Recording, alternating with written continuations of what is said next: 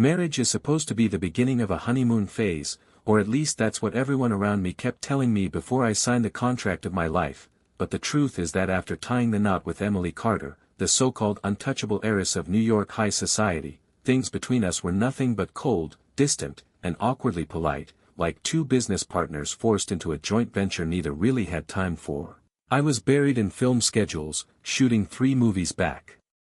to back, barely making it home between flights from Los Angeles to Chicago to New York, while Emily remained that ice princess who lived behind locked doors in our luxury Manhattan penthouse, beautiful, untouchable, and, if I'm being honest, frustratingly unreadable, and I didn't think too much about it until one night, dead tired after another 16-hour shoot, I collapsed on my hotel bed in LA, scrolling through my phone looking for some random sleep aid videos, when a trending hashtag smacked me in the face like a truck. How to transform the cold New York heiress Emily Carter in 1 week. Did she finally seduce her husband tonight? I almost choked on my own spit, because Emily Carter was my wife, and yet what I saw when I tapped into that live stream replay made me drop my phone straight onto my nose. There she was, my internet-famous wife, sitting in front of a camera with her long straight hair and pajamas, crying her eyes out to a relationship guru with a verified badge, tears streaming down her perfect face, tissues in hand, voice shaking as she sobbed. My husband barely talks to me, in a whole month of marriage he hasn't said more than 10 sentences, he's always working, always away, maybe he hates me, maybe he'll leave me, what should I do? The chat exploded, viewers spamming laughing emojis, sarcastic comments, and unsolicited advice, calling her the sad little wife of Wall Street, mocking how the ice queen of New York had turned into a clingy girl begging for affection, and then, of course, came the genius ideas: button only half the shirt, curl your hair into soft waves, install mood lights on your white bedroom wall and dance seductively in front of him, girl. Your blessings will come, and to my absolute horror, Emily actually started doing it. The replay clips showed her clumsily trying to dance in a soaked white blouse, nearly tripping over her own feet, biting nails as she hammered mood lights into the wall, awkwardly curling her hair into waves with the help of a beauty blogger, even laying out 3 different shirts on her bed and letting the viewers vote which one she should wear to tempt her husband, and in the latest video just 4 hours old, she was buttoned into the winning white blouse.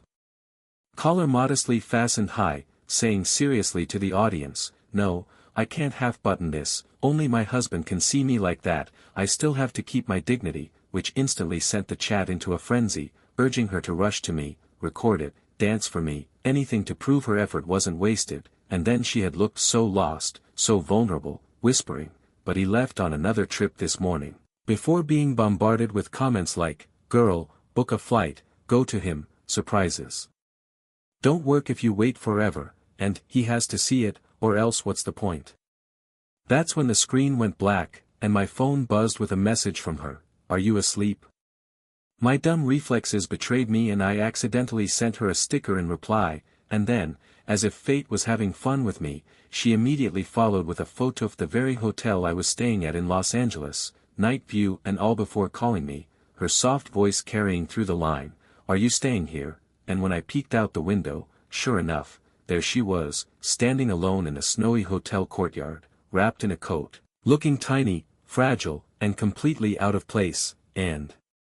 something in my chest twisted, because this wasn't the untouchable Emily Carter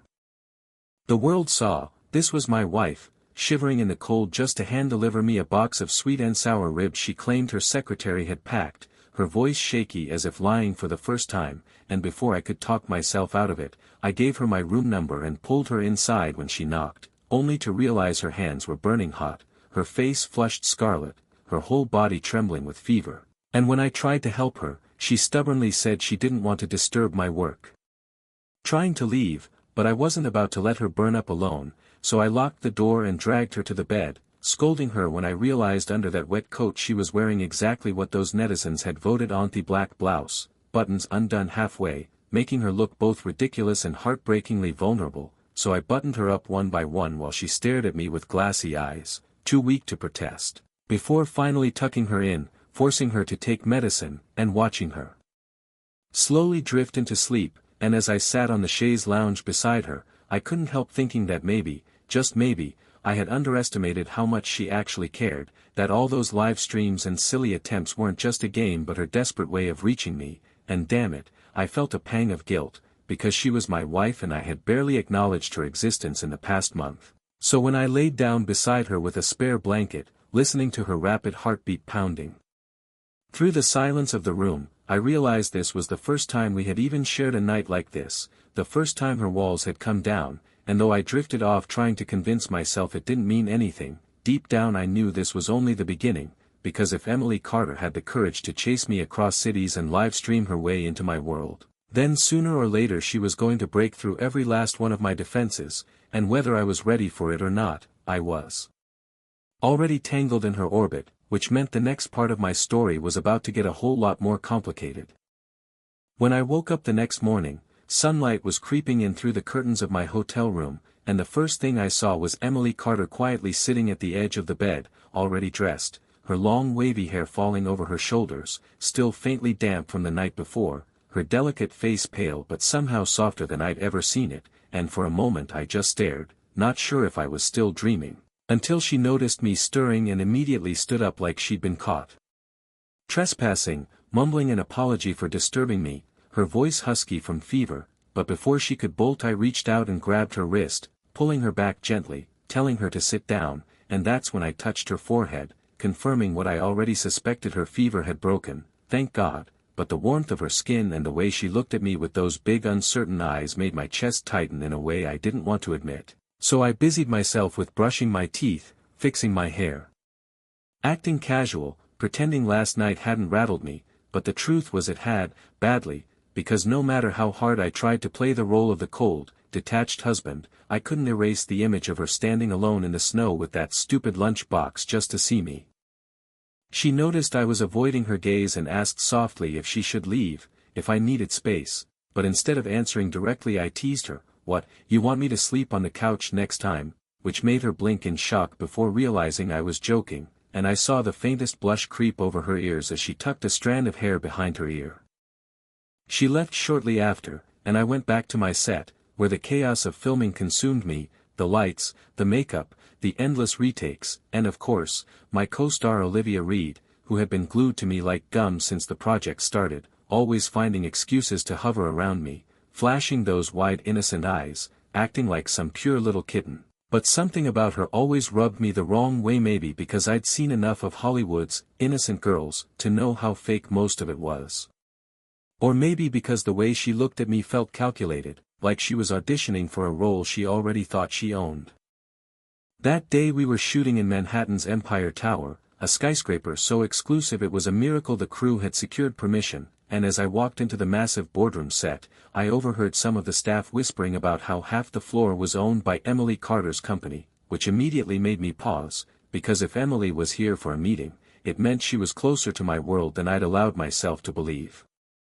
While I was still processing that thought, Olivia slid up to me with that sugary smile, chirping, "Ethan, no night scenes today, I know a great lounge nearby, we should all go later," and before I could politely decline, she added in a lower voice, "Just us would be fine too, you know," batting her lashes like some TikTok thirst trap, and all I could think was how much I hated the sticky sweetness of it, because for some reason my brain kept flashing back to Emily, feverish and stubborn, insisting she could still take care of herself even when she was half delirious, and before I knew it, I was blurting, "Sorry, I already have plans with someone," which made Olivia's smile falter, but she quickly recovered with another syrupy giggle, though I caught her glance flick upward toward my head before she excused herself, and in that exact moment I felt Ida's sharp, icy gaze burning into my back, so intense it froze me in place, and when I spun around, I caught a fleeting glimpse of a slender figure slipping out the emergency door, long hair swinging like a curtain. My chest tightened. Emily. Could she have been here watching? I didn't have time to chase after the thought, because the director yelled, "Action," and Olivia and I dove into a scene where our characters argued in a boardroom before reconciling in a more intimate setting, and while the boardroom portion went smoothly, it was in the break room scene, our first scripted kiss, that everything went straight to hell, because just as the cameras rolled, the door to the set burst open and a slim figure in crew uniform charged in, clutching a gleaming fruit knife. And before my brain could even process what was happening, she lunged not at me, but at Olivia, stabbing her in the arm.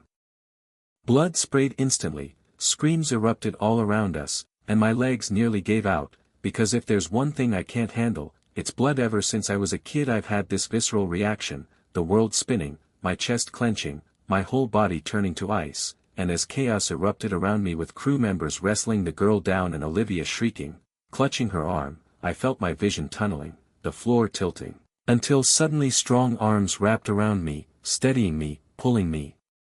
back from the brink, and the faint scent of jasmine and something unmistakably Emily flooded my senses as I collapsed against her shoulder. Emily Carter, in the middle of this disaster, holding me like I was the one bleeding, whispering urgently to her secretary Sarah Johnson to call an ambulance, glaring at the director as if daring him to argue when he stammered apologies about the attack, promising it wouldn't damage their business arrangement, and all I could think was, how did she even know to be here? How did she always appear right at the moment I needed her? Later, when I was laid out on a leather sofa in one of her company's offices, sipping honey water she'd pressed into my hands, I glanced at the phone on her desk and noticed a search tab still open, how to help someone with hemophobia, and my chest did that tightening thing again, because she knew, somehow she knew my secret, the thing I'd hidden from the industry for years, and she cared enough to look it up, which meant she'd been paying more attention to me than I'd ever admitted to myself. When I thanked her, she just shook her head, eyes reddening slightly as she whispered an apology for not keeping better security in her building, blaming herself, and I couldn't stop myself from saying, you couldn't have stopped that, even if you tried. She had a crew badge, because I remembered the girl's face, vaguely familiar, and I realized with a chill it was the same one I'd seen glaring at me days earlier. Emily tensed at my words, already picking up her phone again, muttering about hiring more bodyguards, and while I laughed it off, trying to downplay it, deep inside I felt the shift. Something bigger was at play here, something dangerous, and the only person who seemed to be standing between me and the madness was Emily.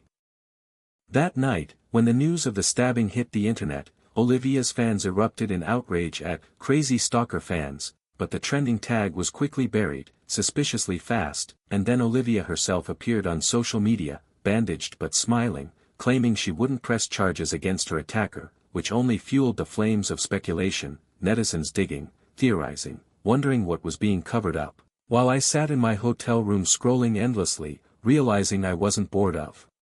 watching Emily anymore. I was obsessed, especially when I stumbled into her latest live stream, where she sat in her office in glasses, calmly flipping through contracts, telling her doghead army of fans that yes, she failed her little seduction mission, but hey, her husband had spoken 24 words to her in one day, which was basically a miracle, and oh, he smelled really good when she hugged him. And she squealed like a teenager, burying her face in her hands, while the chat roasted her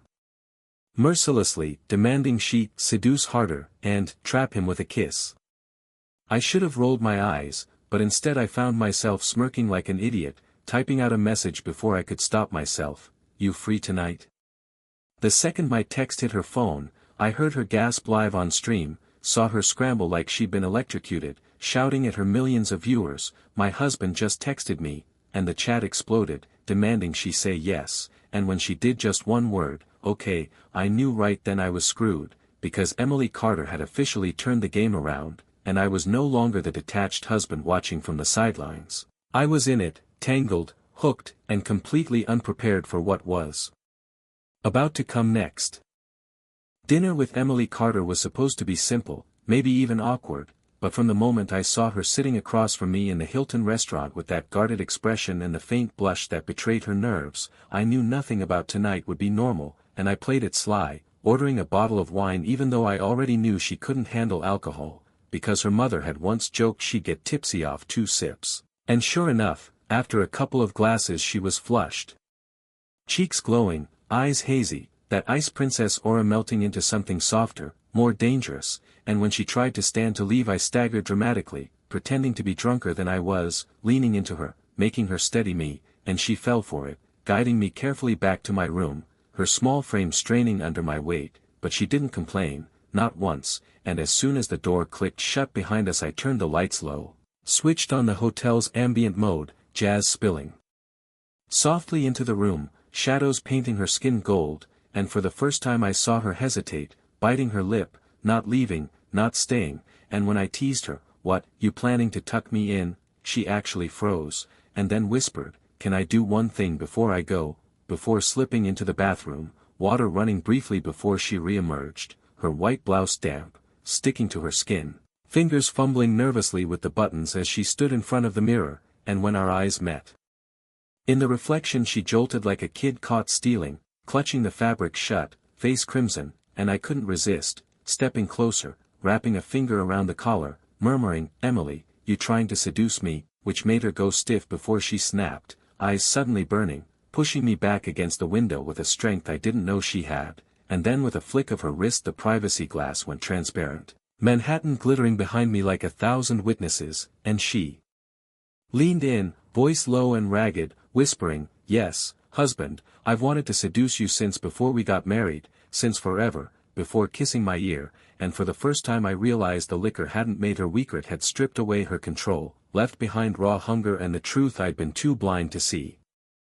I should have panicked, should have stopped, but my body betrayed me, heart slamming, heat racing through me as her hands gripped my waist, pulling me close, her lips brushing from my jaw to my mouth, her voice trembling with something between plea and command, "Tell me, Ethan, how do I make you look at me, only me?" And just as I was about to answer, her phone buzzed, and by reflex she swiped it, Sarah Johnson's voice spilling through the speaker, urgent and unfiltered, "MS. Carter, we've confirmed the identity of the attacker. His name is Ryan Kim, childhood sweetheart of Olivia Reed, but he isn't her only one, she has at least 2 more men she strings along, and you, Mr. Walker, are one of her targets." The words sliced through the haze like ice water, and I snatched the phone, listening as Sarah explained Ryan's motive was to keep me away from Olivia, that his attack might have been twisted jealousy or desperation, and when she hung up I stood frozen, Emily tugging at my sleeve with a scowl, whispering fiercely, "Forget them, focus on me," her jealousy raw, but I couldn't shake the chill crawling up my spine, because it all made too much sense, the fake sweetness, the way Olivia always hovered. The way she looked at me like I was a prize, not a person.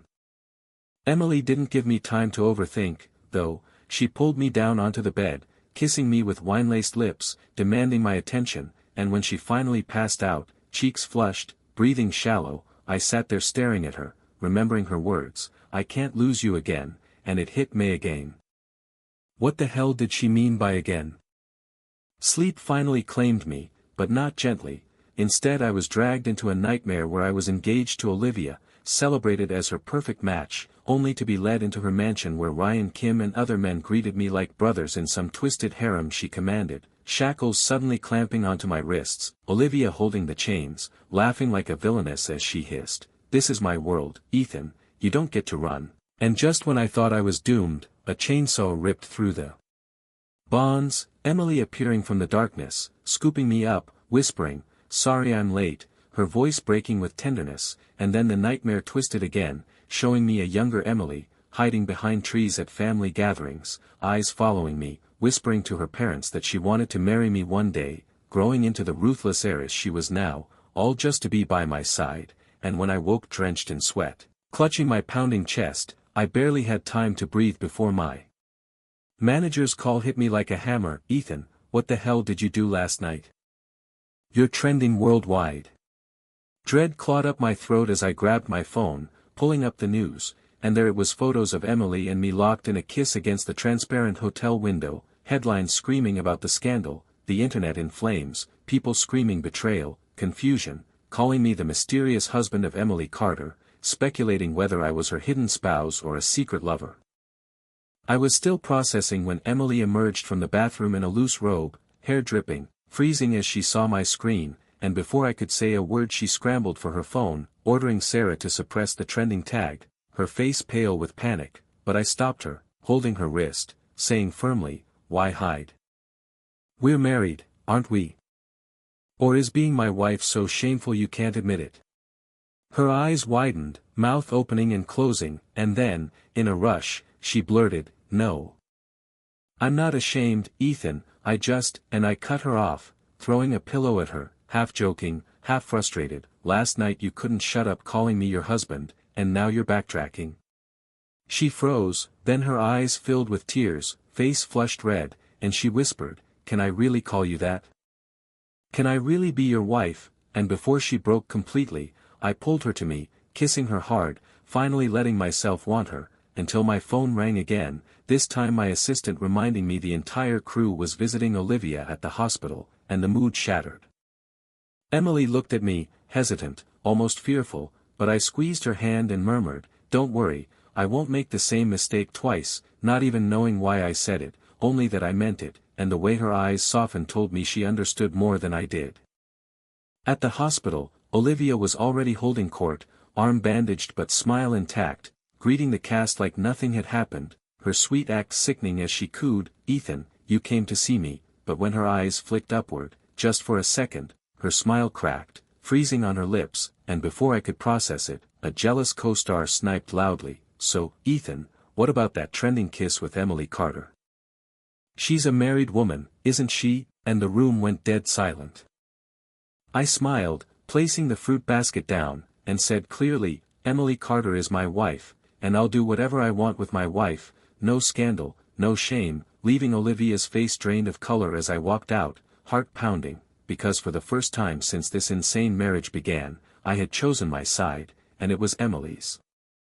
But just as I stepped into the stairwell, a shadow blocked my way. Ryan Kim, hood pulled low, eyes burning as he hissed, "Ethan, we need to talk about Olivia's true nature." Ryan Kim stood there in the stairwell, hood shadowing his face, his voice low but sharp as he told me Olivia Reed wasn't just some co-star with bad luck in love, that she was tied to something far darker, system, as he called it, one that turned her into a siren feeding on men's affection, collecting them like trophies, assigning roles: childhood sweetheart, Hollywood star, business mogul, college boy, and forcing each of them to orbit her like she was the sun. And what chilled me most was his claim that none of them could resist her, not even him, because the system manipulated their emotions until they were willing to bleed for her, except me, apparently, because according to him my affection level was 0, which shouldn't have been possible in her world, and maybe that's why she was circling me so aggressively now, trying to break through. I wanted to laugh in his face, call him crazy, but the memory of the attack, Olivia's creepy nonchalance afterward, and my nightmare of her golden cage full of chained men kept replaying in my head, so instead I just smirked and asked him, "If fate is that absolute, then why did you stab her? Why fight back if the script is already written?" And his eyes wavered, the corner of his mouth twitching as he muttered that maybe he still had some shred of will left, some desperate attempt to break free. I left him there, confused and trembling, but his words lingered, clawing at me while the world outside spun on, social media still flooded with gossip about me and Emily, fans divided between shipping us and condemning us, and in the middle of it all Emily herself was live again, standing tall in her office, glasses perched on her nose, fiercely defending me to her audience, saying, "He's my husband, and no, I'm not cheating, so stop twisting it," and for once I couldn't stop smiling, even laughing at her flustered little rants, until she caught me walking in on her stream and nearly threw her phone in panic, which only made me tease her harder by flashing our marriage license on camera, sending her entire fan base into meltdown as I declared, "Yeah, I'm her husband, and yeah, I'm falling for her, you can all hold us accountable," the chat exploding so violently she had to slam the stream shut and tackle me onto the bed, hissing that she would never share me with anyone, not even her fans, her jealousy raw and intoxicating. But the storm outside our little bubble was only getting worse. With Christmas around the corner, the crew decided to throw a party to celebrate Olivia's recovery, hosted at her Hampton estate, a sprawling mansion that looked eerily like the one from my nightmare, and the moment I received the invite my gut told me it was a trap, a feeling only amplified when Ryan Kim messaged me from a burner account warning, "Don't go. It's not safe," before disappearing entirely, deleting everything as if he'd never existed. Still, obligations were obligations, and as an actor I couldn't just vanish, so I suited up, pasted on a smile, and followed the crew into Olivia's glittering estate, where she greeted everyone like a gracious hostess, wine glass in hand, bandage still on her arm for effect, but her eyes were locked on me the entire time, waiting for me to step into her world, and sure enough, she pulled me aside under the pretense of discussing script revisions, leading me down a dim hallway toward a smaller house at the back of the property, one I instantly recognized from my dream. My heart thudded, but I kept my expression calm, letting her guide me through the heavy doors, and when they closed behind us the scene nearly knocked the air from my lungs. 4 golden cages lined the room, 3 already occupied by men, 2 slack-eyed and broken, 1 still fighting against chains with muffled screams. Ryan Kim, gagged, bloodied, but alive. Olivia's laugh echoed as she sauntered forward, purring, "Welcome to my sanctuary, Ethan. You see, every role needs to be filled, every script needs its cast, and you're the missing piece." Rage surged up my throat, but I forced it down, feigning calm as I pulled the chain from around my neck, revealing the tiny camera Emily had clipped there earlier, knowing damn well this was the proof we needed, and right on cue the doors burst open, Emily storming in with Sarah Johnson and a tablet streaming everything live to millions, the chat already exploding with horror and outrage. Olivia's mask shattered, her eyes wide as she realized her carefully crafted empire had just crumbled under the weight of her own arrogance, and then the sirens came, police flooding the estate, dragging her out as she screamed that it wasn't over, that the story wasn't finished, while Ryan was finally freed from his cage, staring at me like he couldn't decide whether to thank me or hate me. The world devoured Olivia's downfall, every dirty secret, every manipulation exposed, the media painting her as a fallen goddess, her system abandoning her like a broken toy, leaving her raving in her cell, screaming about affection levels and scripts until the guards labeled her insane. For Emily and me, though, it was a turning point. Suddenly we weren't just husband and wife by contract, we were partners in survival, allies who had fought side by side against something unreal, and that bond did something to me I couldn't deny anymore. On Christmas Eve, back in our hotel, Emily donned a Santa hat and half-buttoned shirt for her live stream, trying to play along with her fans' demands to dance, but halfway through she turned to me, eyes shining, and pulled me into frame, dropping to one knee with a velvet box in hand, voice trembling but steady as she said, "Ethan, I never asked properly, will you marry me for real, right now?" And as the world watched, I laughed, slipped my hand into hers, and let her slide the ring onto my finger, sealing the vow we should have made long ago, while the chat exploded into fireworks. For the first time, I wasn't running, wasn't hesitating, because Emily Carter wasn't just my wife by name anymore, she was my choice, my partner, my future, and I knew damn well the story was only getting crazier from here, because even though Olivia was gone, the ripples of her system, the secrets Ryan still hadn't told me, and the strange dreams that haunted me every night were proof that fate wasn't done with us yet. After Olivia Reed's empire collapsed and the entire internet turned her into a cautionary tale, I thought maybe, just maybe, Emily and I could finally breathe, but peace was apparently too much to ask for, because even though Olivia was locked away screaming about affection points and scripts, her shadow still clung to us like smoke, and Ryan Kim wouldn't leave me alone either, tracking me down in private to tell me that Olivia's system wasn't gone for good, that it could resurface, that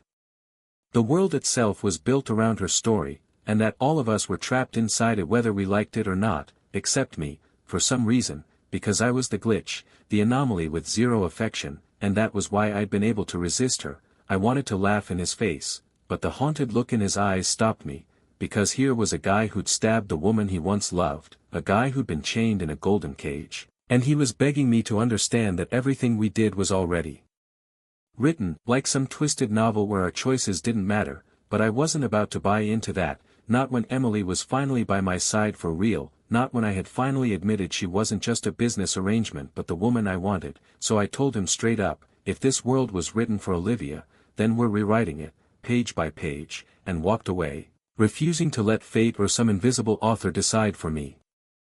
Still, the unease lingered, especially when I scrolled through my phone and saw how quickly news about Olivia's crimes was being buried, headlines wiped, hashtags vanishing, like someone or something was erasing her existence to reset the board, and I couldn't shake the fear that we hadn't seen the last of her. Emily noticed my distraction one night as she sat on our hotel bed curling her hair for another live stream, her fans spamming her to show the husband again, calling me the nation's brother-in-law, and when she caught me frowning at my screen she tossed her curling iron down and crawled over, pinching my chin until I looked at her, demanding, "Tell me what's wrong, Ethan, don't shut me out again." And I couldn't help but laugh because only Emily Carter, the ice princess heiress of New York, could talk to me like that, like she had every right to my soul, and I admitted what Ryan had told me, about fate, about being trapped in Olivia's story, and for a moment Emily went quiet, her eyes flickering like she was remembering something, before she whispered, "Even if it's true, even if this is all a story, then I'll fight the script too, because the only ending I want is with you." And damn it if that didn't shut down every ounce of doubt I had. It should have been our happily ever after, but of course reality wasn't that simple, because the industry didn't care about love stories, it cared about scandals, and even after we publicly confirmed our marriage, people still speculated, twisting every look, every live stream clip into something dramatic, and Olivia's rabid fans, what was left of them, blamed me for her downfall, camping outside sets, hurling insults, trying to smear Emily as manipulative. I kept my cool in front of the cameras, but behind closed doors I was seething, especially when one of Emily's live streams was hijacked by trolls flooding the chat with accusations that she trapped me, that she wasn't worthy, that she'd never be anything but a cold heiress desperate for attention, and watching her smile crack as she tried to laugh it off made me snap. I grabbed the phone midstream, looked straight into the camera, and said, "If you've got a problem with my wife, you've got a problem with Meso. Shut up and leave her alone." And the way Emily's eyes widened before she burst into embarrassed laughter made the chat explode into chaos, her fans screaming about how whipped I was, how we were the realest couple on the internet, and from that moment the haters didn't stand a chance, because for every insult there were 10 defenders ready to burn the world down for us.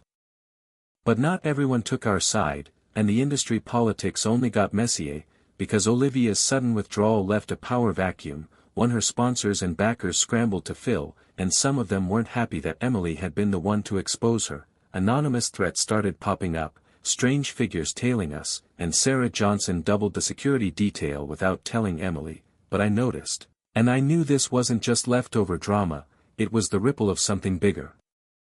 Meanwhile, Emily kept trying to ground us in normalcy, dragging me to Christmas markets, cooking ridiculous meals she learned from TikTok recipes, forcing me into matching pajamas for a live stream where she read cheesy fan letters out loud, and I hated to admit it but I loved every second, because for the first time in my career, in my life, I wasn't just Ethan Walker the actor, I was Ethan Walker the husband, and it felt like something I didn't know I'd been starving for.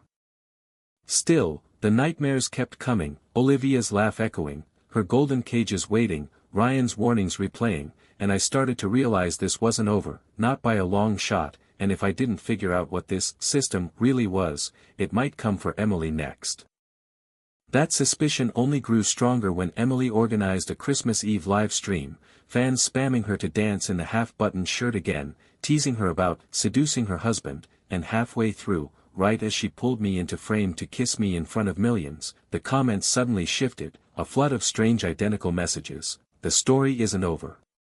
Emily froze, I froze, Sarah rushed to shut the stream down, but the damage was done. The system, or whatever force had created Olivia's world, wasn't gone, it was watching us, maybe even rewriting again.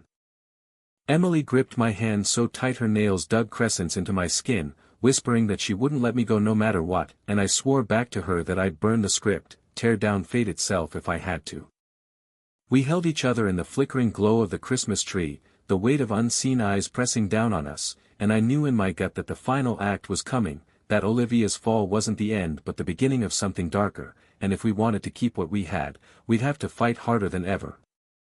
The moment those identical messages flooded Emily's Christmas Eve live stream, I knew the system wasn't finished with us, and the eerie feeling that we were being watched didn't fade even after Sarah Johnson pulled the plug on the broadcast and doubled the security outside our suite, because in the silence that followed Emily wouldn't let go of my hand, gripping it like if she loosened her hold I'd vanish, whispering again and again that she wouldn't lose me, not again, and the way she said again made my chest tighten because it was the same word she had let slip the night she drank too much, the same word that haunted me in my dreams, but I didn't push her for answers, not then, because I knew the only way to beat this was to stay ahead of it, to refuse to play by rules written for us. Over the next few days I dug into everything Ryan Kim had said, pulling favors from contacts, chasing whispers in forums, and the deeper I went the clearer it became Olivia's downfall wasn't just the end of a toxic actress's career, it was the collapse of a carefully constructed narrative, one designed to feed on attention, admiration, desire, like the world itself had been bent around her to reward her every move. And when she lost control, the system abandoned her, leaving her screaming in a cell while the rest of us were left to wonder if we'd ever truly been free. Emily watched me spiral through articles and late-night calls and finally snapped, slamming my laptop shut, climbing into my lap, forcing me to look at her, her eyes fierce as she told me, "I don't care about fate, I don't care about systems, the only story I want is the one we write ourselves," and I kissed her hard, letting her words anchor me, because maybe she was right, maybe the system only had power if we let it, if we fed it with fear. Still, I couldn't shake the dread, and it hit its peak when we received the invitation to Olivia's so-called farewell press conference, her sponsors trying one last desperate attempt to salvage their investment by spinning her scandal into some kind of redemption arc, and my first instinct was to ignore it, but Emily's jaw set like steel and she said, "We're going, because if this is the last battle, we end it together." So we went, stepping into a Manhattan ballroom packed with flashing cameras, reporters, and PR sharks. Olivia brought out in a tailored dress with her arms still bandaged for sympathy, her smile brittle but her eyes sharp, locking onto me across the room with that same eerie pull I'd felt in my nightmares, and as she began her rehearsed apology speech the teleprompter glitched, screens behind her flickering, and suddenly words weren't hers anymore but the system's. The story continues. The heroine must not be replaced. Affection levels reset. Gasps filled the room as every screen lit with charts, names, points, Olivia's men reduced to data, their lives just numbers, and then my name appeared at the bottom with a glaring 0, flashing like a warning, and Olivia's voice cracked as she demanded to know why no matter how hard she tried she couldn't make me fall, and for the first time I realized the truth: the system wasn't omnipotent, it was flawed, and my refusal to play had broken it. Emily squeezed my hand and I knew what I had to do. I walked up onto that stage, past the guards, past Olivia's trembling form, and faced the cameras head-on, saying, "You want a story? Here it is." Olivia Reed was never the heroine, she was a cage, and all of us were trapped inside it.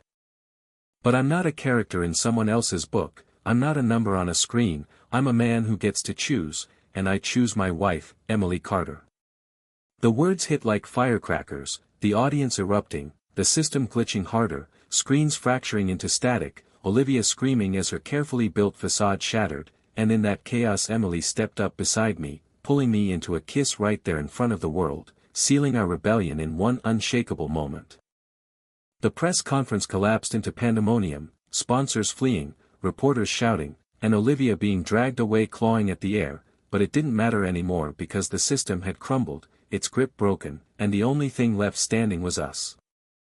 That night, back in our suite, Emily finally told me the truth that ever since she was a girl she had dreamed of marrying me, watching me from afar at family gatherings, working her whole life to become strong enough to stand at my side, and when she said she couldn't lose me again, she meant she had felt it once before, in ways she couldn't explain, like the story had repeated before and she had failed, but not this time, not in this life. I didn't know if I believed in reincarnation or parallel worlds or broken systems, but I believed in her, in us, and that was enough. On New Year's Eve, Emily dragged me into another live stream, fans spamming the chat with fireworks emojis, begging for another kiss, and this time I didn't hesitate, pulling her close, holding her face, kissing her like the world was watching because it was. And when we pulled apart I looked straight into the camera and said, "This is the only script we're following now, our own," and the chat went insane. Doghead Army declaring us the ultimate couple, headlines dubbing us the real power romance. And for the first time since this insane ride began, I felt free. Maybe fate would try again, maybe the system wasn't truly gone, but as Emily curled against me under the glow of the city's fireworks, whispering that she loved me, I knew that whatever came next we'd face it together, and for once I wasn't afraid of the story, I was ready to write it myself.